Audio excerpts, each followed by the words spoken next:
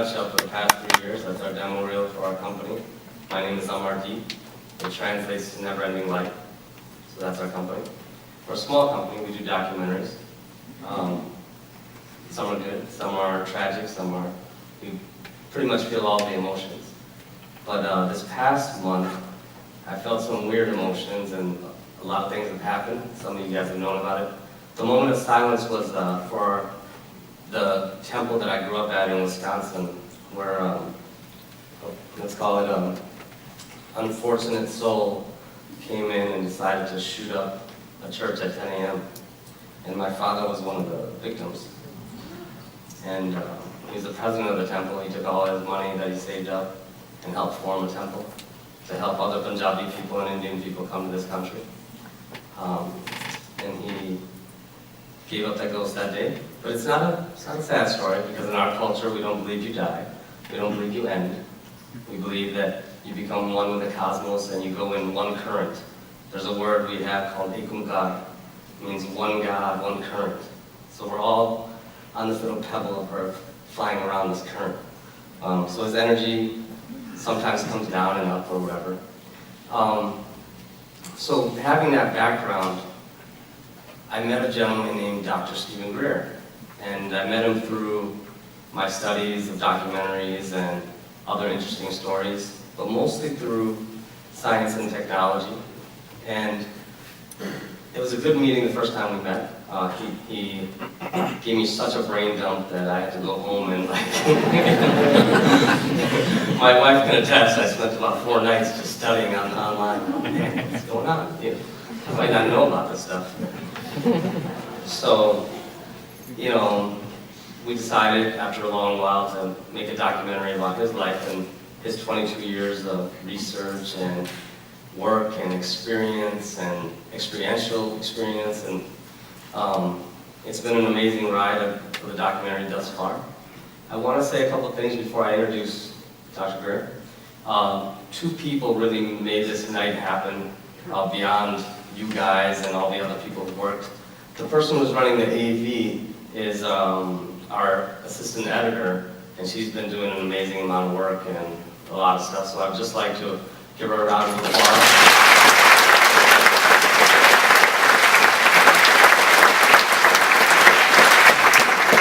Her name is Lori Knapp, and she came to us as an intern, but now has become a full-out, assistant editor.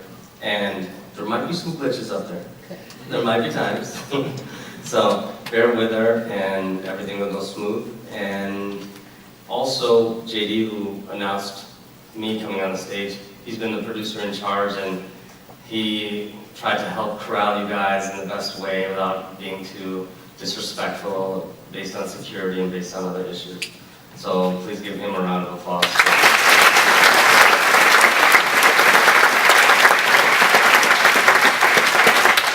And without further ado, 22 years of experience, maybe more, we don't know how many lifetimes, right? Boiled down to one night. I think this is an amazing night because when Dr. Greer talks, he has so much knowledge and information. He drops a lot of names, he drops a lot of events, and without seeing an image, I don't think the human psyche can gather that info in one morsel. And so tonight is a special night because he's about to do that for you guys. You're the first 520 people in the nation to see this, and I think we're all part of a very special evening. So without further ado, Dr. Stephen Greer.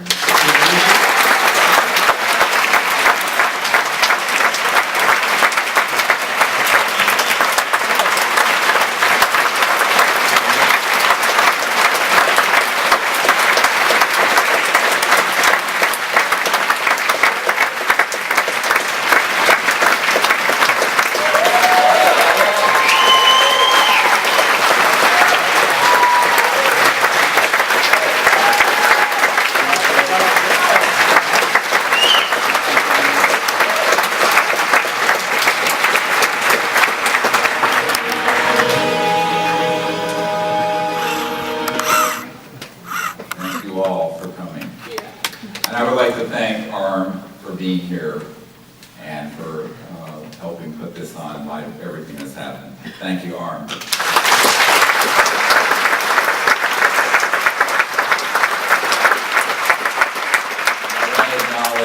amazing people here that are here. Dr. Jan Bravo for helping. We would not have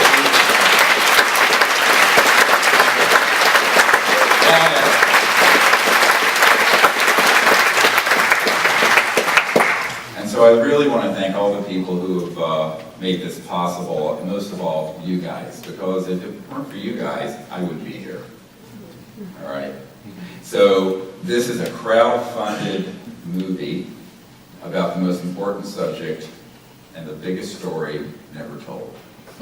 And it's not going to be done except that we're going to do it all together. And so I really, from my heart, want to thank you. So a big round of applause for all you guys. Thank you.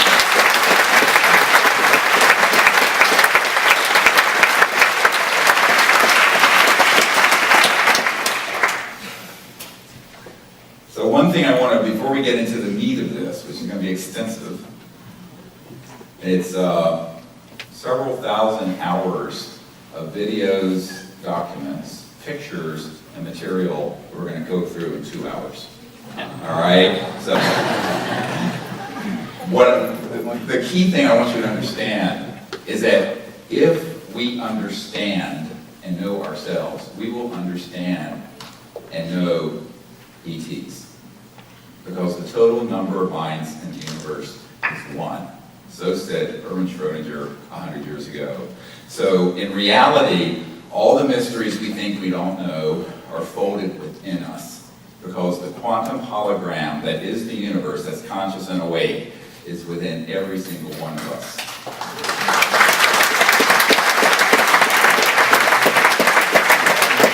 Now, we have now over 4,000 cases of extraterrestrial vehicles that have landed. Not 40, 4,000.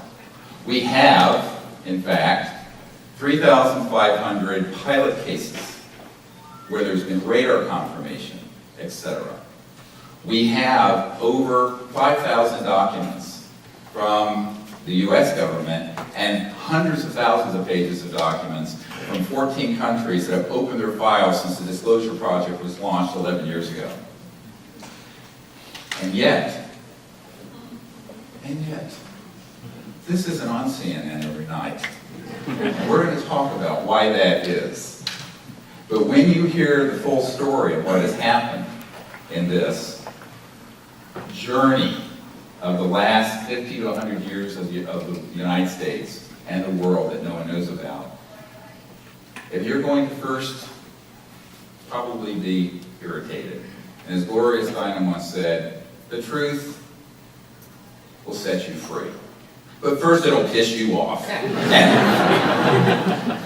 And so we're going to go through all of that. But when we're done, we're going to cover not just the information and the evidence, which is overwhelming, but the implications, the new energy systems, and most importantly, the science of the next 1,000 years, the science of consciousness. And this is really the big breakthrough that we should all be dealing with that no one's talking about yet. But we're going to cover it tonight.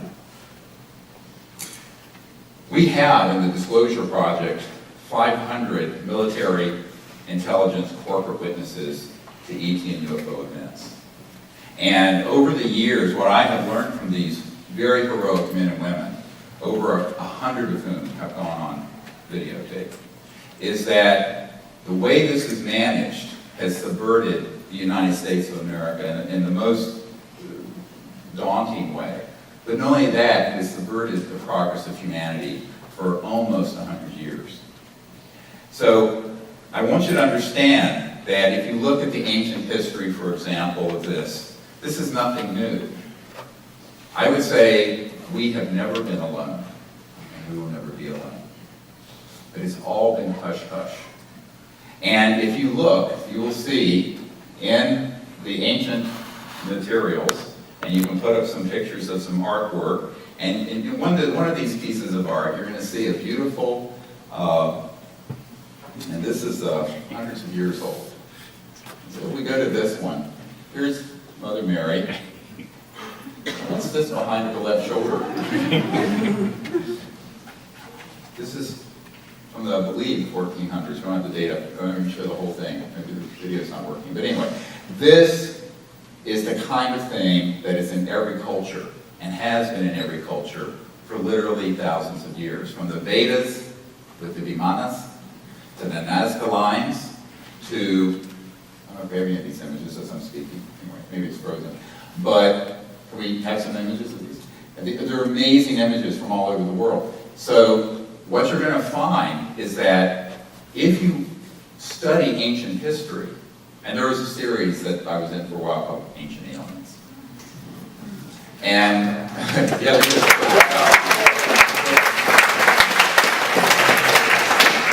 the astonishing thing about this is that the evidence for the fact that the Earth has been visited for thousands of years is laying out in plain sight.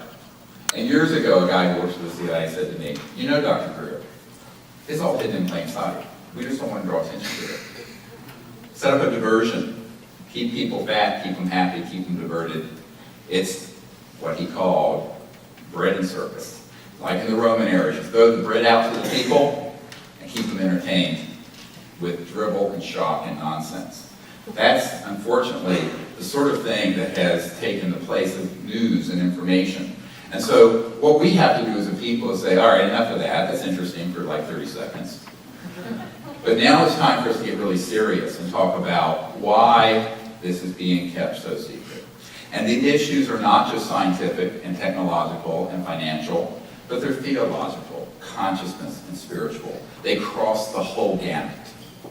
And this is why, if we begin to really study this, we'll understand that the disclosure of this information will have an effect in the world that will be beyond our wildest imagination, and it will happen in this generation, today, here, now, in our lifespan.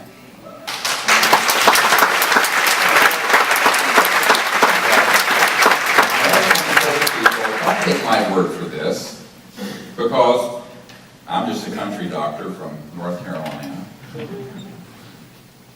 That's what I tell when I go to the Department of Defense and talk about this, but it's just, you know, that's what I do. But, you know, Margaret Mead stated, there are identified flying objects. That is, there are hardcore cases, 20 to 30% in studies, for which there's no explanation. We can only imagine what purpose lies behind the activities of these quiet, harmlessly cruising objects that time and again approach the Earth. The most likely explanation, it seems to me, is that they are simply watching what we're up to. If you look at the first CIA director, a man named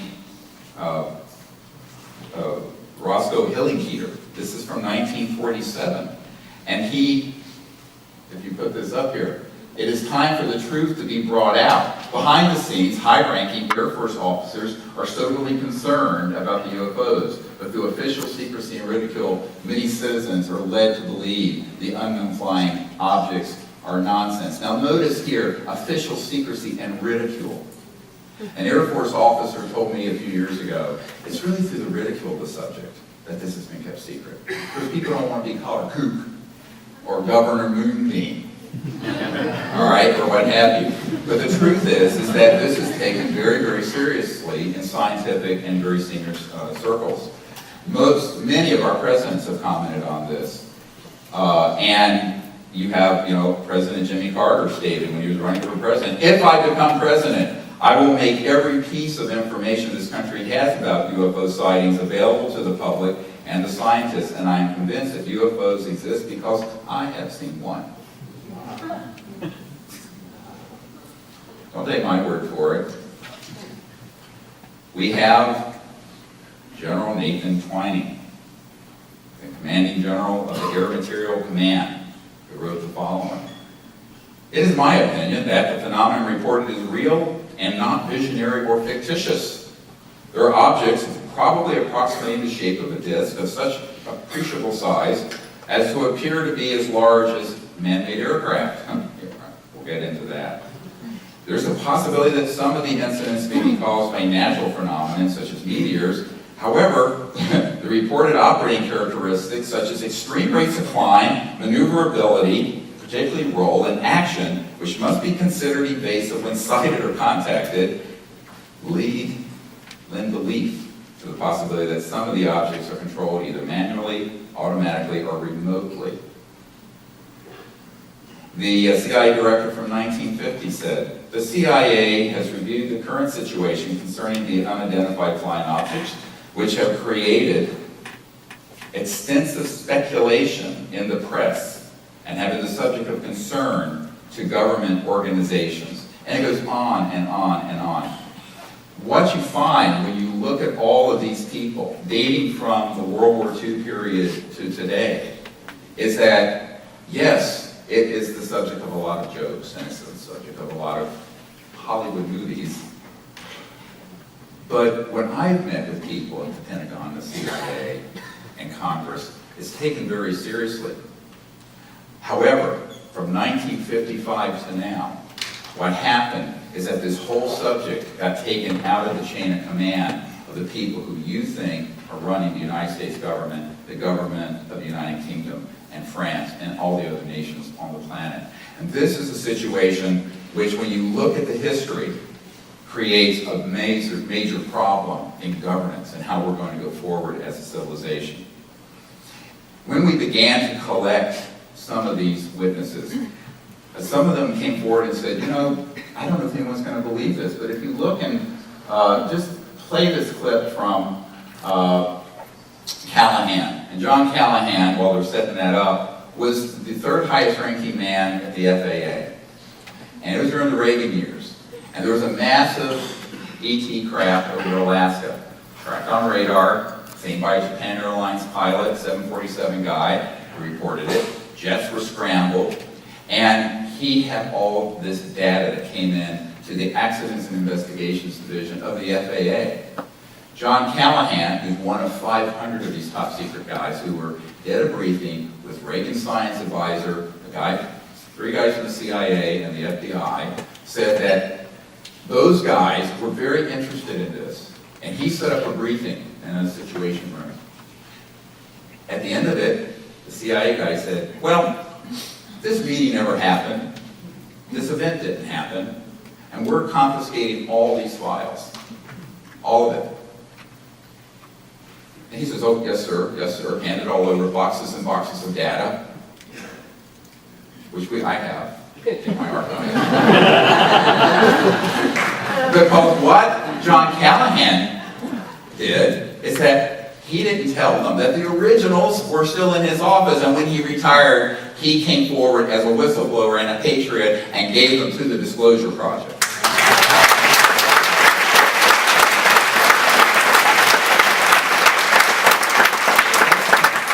Let's listen to what he had to say. I think that's the way the government wants the outside people to view the kooks that are not wrapped too tight and you got to watch out for them. That's the image that they put out. I guess I really don't care about the image. But what I can tell you is what I seen with my own eyes, and I said, I've got a videotape, I've got I got the voice tape, I've got the reports that were filed that will confirm what I've been telling you. And I said, I'm one of those what you would call the high government official in the FAA. I was a division chief. It was only 3 or 4 down from the admiral. Now, the Disclosure Project now has hundreds of hours of this kind of testimony with the backup documents. And what I would encourage you to do is to look at that material. One of the things that I want to share are some of the important testimony from other witnesses and people who come forward over the years. For example, when Gordon Cooper came forward, many people couldn't believe a Mercury astronaut would come forward with information about an ET craft that landed in 1956 at Edwards Air Force Base on the Dry Lake bed. And we have his testimony. And he's now passed away. But a few years ago, when I was giving a talk at the Federalist Society in Washington, a very conservative group concerned about the Constitution and all of that, he was there with me. We were invited to speak. And this was after I had done a lot of briefings for the Clinton administration and what have you. I was shuttling from North Carolina up to D.C., doing all this stuff, working as my day job being an emergency doctor, doing this as a volunteer, trying to fix an enormous problem. And Gordon Cooper said to me, you know, the Secretary of Defense, Cohen, asked to see the materials from this landing. I said, well, I put it on a general's plane, we flew it back to Washington. So he gave the Secretary of Defense of the United States of America the dates and all the information for this event that he personally had seen. And the Secretary of Defense, Cohen, William Cohen, got back to him and said, it's missing, we can't find it. It's in the Black Pit of Calcutta. And Gordon Cooper, at one level, couldn't believe that the Secretary of Defense could not get this sort of information. And he said, is that really true? I said, yes, sir, because I had briefed the sitting director of the CIA, who is also denied access to these files. So he said, well, who the hell has access? I said, that's a long story. We'll talk about that later. And we will. Now, I'd like to be able to also share with you the fact that in addition to all of these witnesses, there are all these government documents. And I want to just go through a couple of them. I'm not going to read you. You can see these on in various websites, but it's just to give you an idea. The first one I want to give you is the one that I put. Unfortunately, I didn't have that document when I did the briefing for the CIA director and Bill Clinton. But by the time Obama got elected, I got a few more little goodies. And this document, National Reconnaissance Office, dated 1991. Now remember, Project Blue Book was closed in 1969. Government's not doing anything with this stuff. And this is a memorandum from the National Reconnaissance Office, which is the super secret spy agency, talking about a security breach by some Skywatch people going to Nellis Air Force Base, what the public would call Area 51, no one in the business calls it that. But in this document are the distribution names. And what I want to point out to all of you, look at this, Cosmic Ops, Magi Ops, Majestic. This is a code name started in the 40s. But it has the code numbers and all the things. And look at this, Pahut Mesa, Sally Carter, Groom Lake, Dreamland, MOC, Military Operating Center, Brown Star, Blackjack Team, Blackjack Control is at Edwards. And on and on and on. Now, this document, some debunkers say, oh, well, you know, wasn't declassified, so it's not real. It is real. When I got it to an admiral who is in charge of intelligence for the Joint Chiefs of Staff, J2, the head of intelligence Joint Staff, Admiral Wilson. He got this document, he looked at it, and this was sent to him before my stand-up briefing I did with him. I brought Edgar Mitchell, the astronaut Edgar Mitchell, 6 men on the moon with me. And when he made an inquiry about one of these compartmented projects, we'll get into this in a moment, he recognized one of them. He didn't know what was in it. So he contacted a contractor, the Beltway Bandits, where all the 100 to 200 billion a year goes missing. Get into this in a moment. And he said, hello, I'm Admiral Wilson, head of intelligence, Joint Chiefs of Staff. I would like to be read into or briefed on this project. And they said, yes, sir, we know who you are. But you do not have a need to know. He said, damn it, how can I not have the need to know? I'm the head of intelligence with the Joint Chiefs of Staff. They said, sir, we cannot discuss this with you further. And cut the line and blocked him. This of a man of that stature. Now, I can tell you a dozen stories like that. And the reason that is so significant is because when you understand why the secrecy exists, you understand the reason behind these extreme measures. It isn't because the subject is silly. They want you to think that. It's because it's so profound. Another document, let's go back a few decades, from Canada. This accidentally got declassified, it's top secret. And it was from Wilbur Smith, and he was with the Canadian government. And he had a very interesting, you can pull that up, and again, this is one of several tens of thousands of documents, but I find it an interesting one, because look at the date on it, November 1950. I wasn't a twinkle in my father's eye. Most of you weren't. And if you look on page 2, it says, the matter is the most highly classified subject in the United States government, rating higher even than the H-bomb. We had not detonated the first hydrogen bomb yet. Flying saucers exist, period. And then C, their modus operandi is unknown, but concentrated effort is being made by a small group headed by Dr. Vannevar Bush. This is the man who headed up the Manhattan Project that developed the atomic bomb that we dropped on Hiroshima and Nagasaki.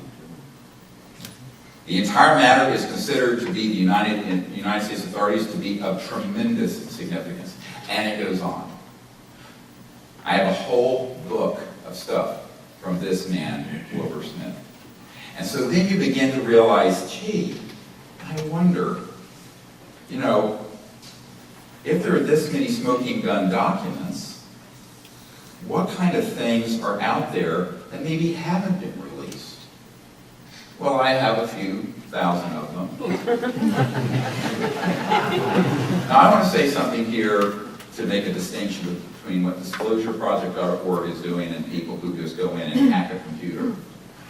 The only things we've released are from projects that we can prove in a court of law are illegal and criminal. Let me be very clear on this. These are not things that are being classified and kept secret according to approval processes that are required by the Constitution of this or any other country that would allow, say, a president or a Senate Intelligence Committee, Oversight Committee, any other entity of the government to have full knowledge of it and classify it or declassify it. These are projects that are running under the radar. And as soon as they went under the radar and went off the reservation in 1956, when the Rockefeller Commission, headed up by Nelson Rockefeller, reorganized the Department of Defense and reorganized the CIA. From that date forward, no U.S. president, no Senate committee, and most of the senior flag officers, generals, admirals, who have been in the Pentagon, have been blocked access unless they were part of this compartmented operation and would go along with the secrecy. That is illegal. We're going to talk about this in a moment, the difference between misguided secrecy and illegal secrecy. Secrecy that runs afoul of the Constitution and the rule of law. And that is what is destroying the planet, because it is delayed for 60 years. You and me and our children and our grandchildren having free energy, anti-gravity, clean environment, no poverty, and a just and prosperous planet. All right?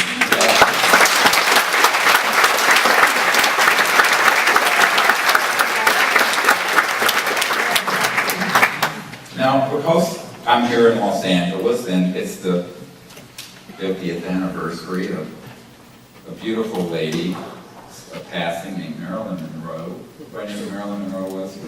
I want to have a document here. Now, this is the kind of thing I get fairly routinely.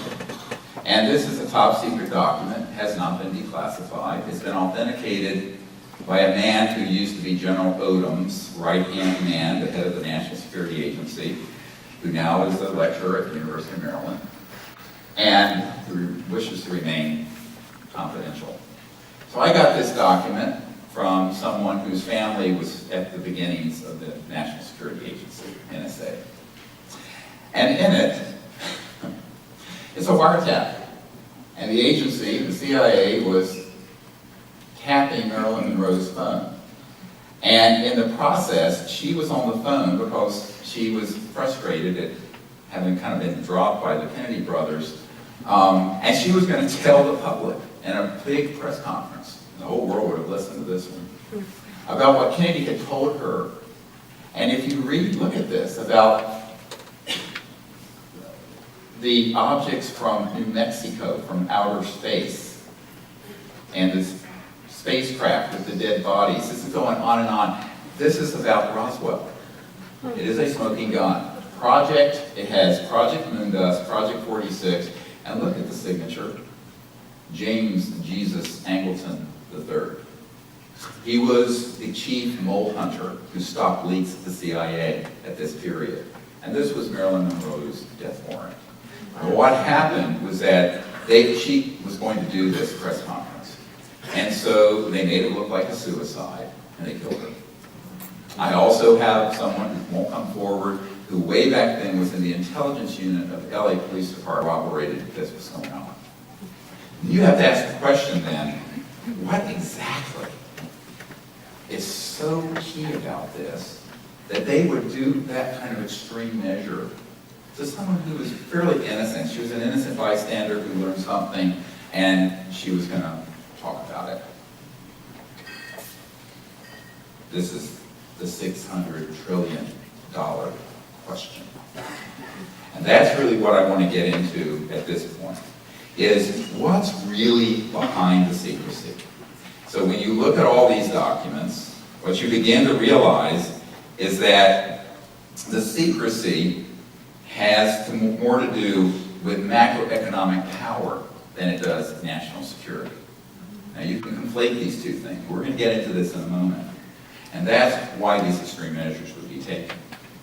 Now many people have said, well, is there any other evidence? I have a family member, who I won't name, who is the city editor of a major northeastern newspaper, mainstream. And she said, I don't care if you put a dead ET on my desk, we wouldn't cover this, because this is the stuff of the National Enquirer and rubbish. I said, okay, fine.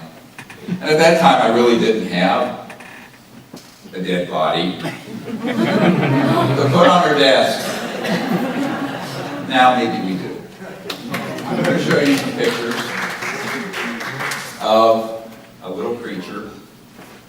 Tragic story, and if you're squeamish, turn your heads away. This came to us in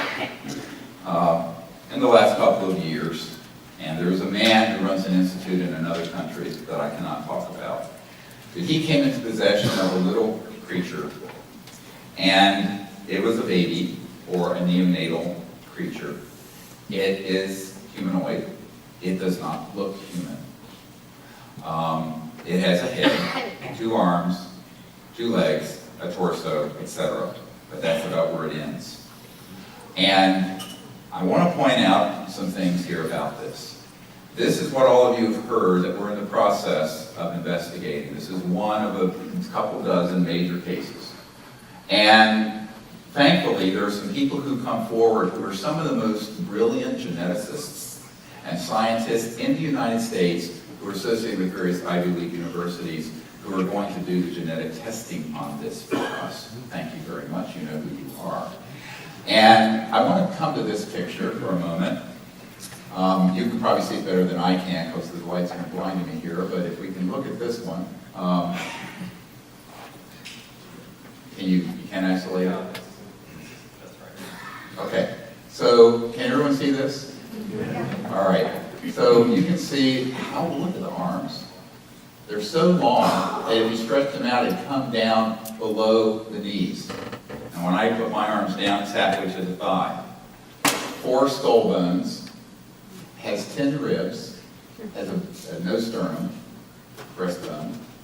It has a very, very long neck. And look at the size of the cranium from the eyes up. And look at the person next to you.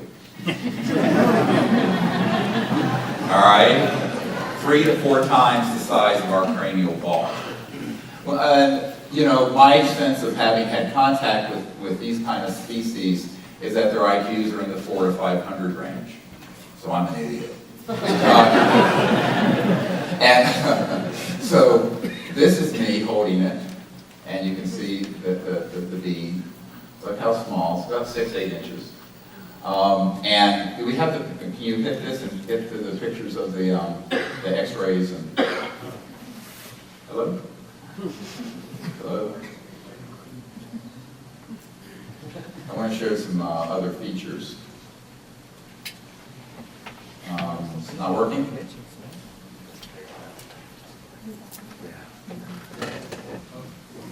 I think you have to hit this or something. All right, there we go. I think I just woke someone up. Sorry.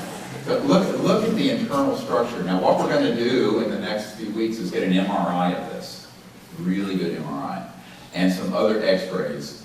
We'll just go on to the next ones. And next.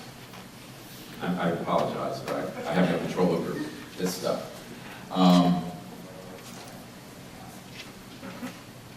No, it's a different case altogether. I apologize. Can we get these pictures back up?